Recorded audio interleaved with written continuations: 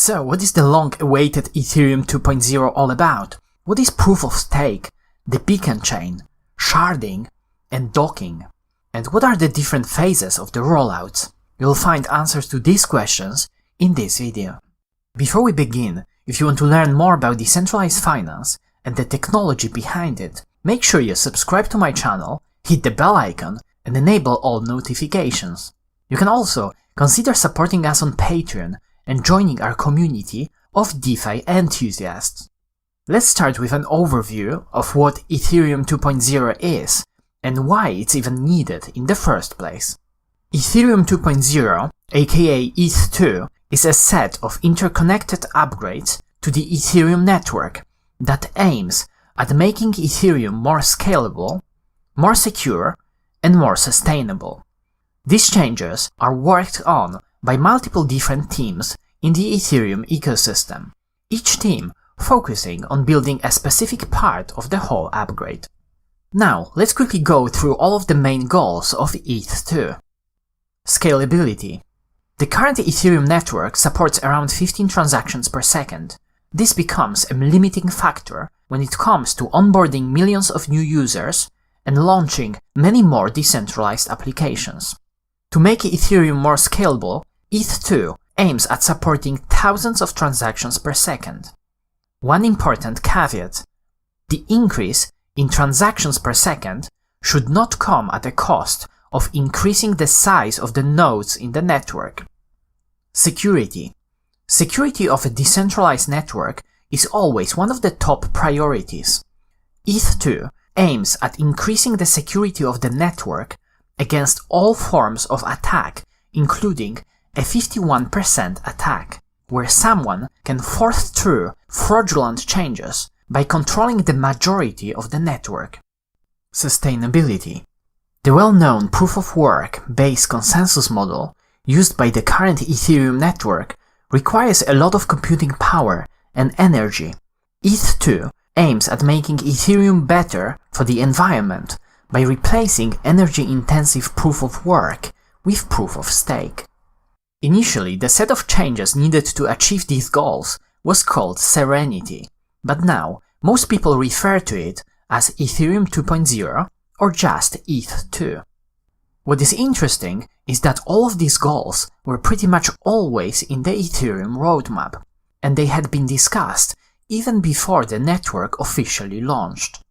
Let's start with one of the biggest changes, the consensus model shift from proof-of-work to proof-of-stake.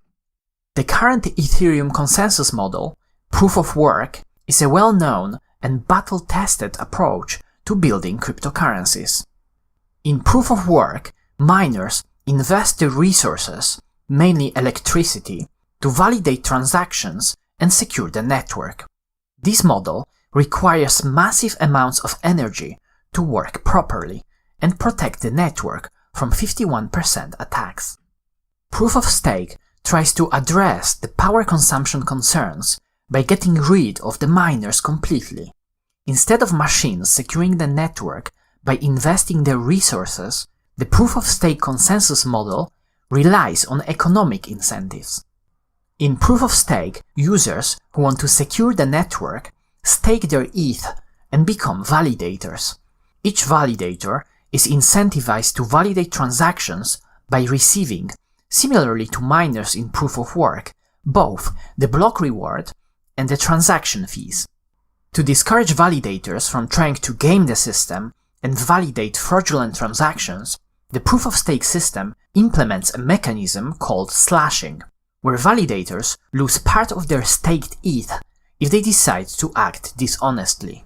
In order to pull off a successful 51% attack in a proof-of-stake system, the attacker would have to control 51% of the validators, which would require owning 51% of all staked ETH, a massive amount of capital. In order to become one of the ETH2 validators, 32 ETH is required. It is also possible to stake with less than 32 ETH by using staking pools, for example, Rocket Pool. The returns for validators depend on the amount of staked ETH in the system. They can be as high as over 18% annually if there is less than 1 million ETH staked, and as low as 1.81% or even lower if there is more than 100 million ETH in the system. Proof of Stake addresses all three of the ETH2 goals. It makes Ethereum more sustainable by removing energy-intensive miners. It makes it more secure by making a 51% attack harder, and it makes it more scalable by unlocking sharding that would be much harder to achieve in a proof-of-work model, as it would most likely result in diluting the amount of computing power across multiple shards. This is actually a good segue into sharding. The concept of sharding is not specific to the ETH2 upgrade.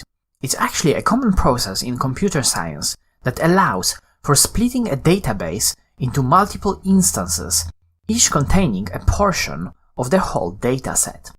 Each instance would be known as a shard. When it comes to ETH2, each shard is basically a separate new chain. Initially, there will be 64 of them. This directly addresses Ethereum's scalability concerns, as shards will allow for spreading the network's load. On top of that, each Ethereum node will only have to run one of the shards. This means storing only a small subset of data and making it easier to run a node without having powerful hardware. Making nodes easier to run should result in more network participants, which equals more decentralization and more security. Initially, sharding will just provide extra data. Sharded chains won't be able to handle transactions or smart contracts. At this point, you're probably asking the question, so how can sharding improve scalability without handling transactions or smart contracts? Improving scalability will be possible because of Layer 2 scaling, in particular rollups. Rollups allow for bundling transactions off-chain, generating a cryptographic proof and submitting it to the chain. This process only requires a data shard to be available to store the proof, which means it can be used with the initial version of sharding. You can learn more about Layer 2 scaling and rollups here. This is not the end, although the mix of data sharding and rollups should result in Ethereum being able to process over 100,000 transactions per second. There is also another improvement that can be made. There is a possibility to upgrade shards to make them fully executable in the same way as the current Ethereum chain. It remains to be seen if this improvement will be needed or not, depending on how popular the data sharding and rollup solution becomes. It's also important to mention that in the data sharding model, the current Ethereum chain becomes one of the shards, and this is the only shard that is able to handle transactions and smart contracts.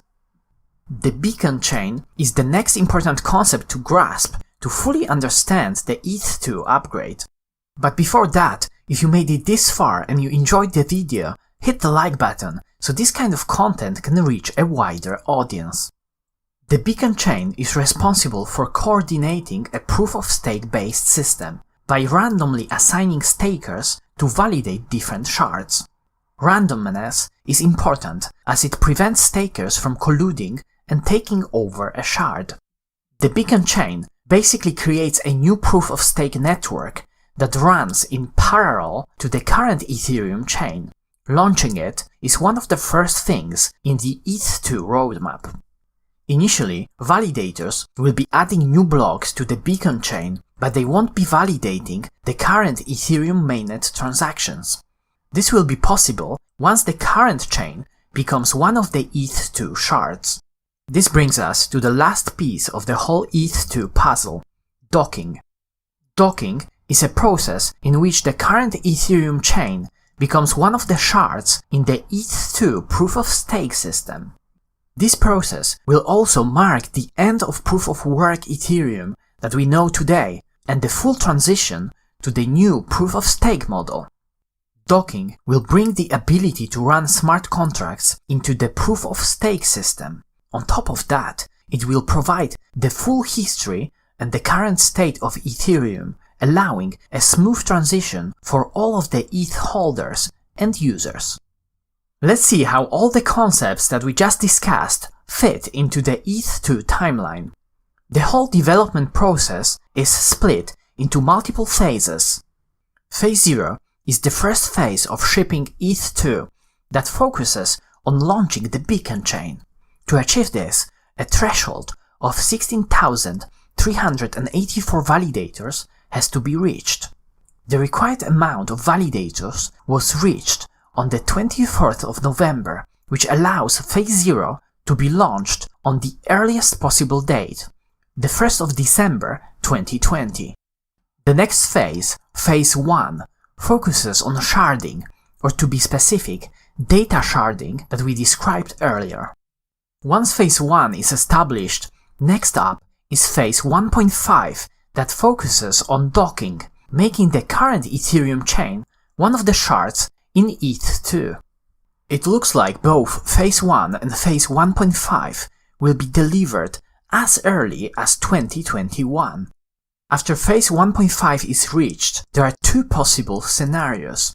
Either the combination of data sharding and rollups will be enough and there is no need for further phases, or maybe there will still be a need for the full sharding solution, which would bring us to the final phase, Phase 2.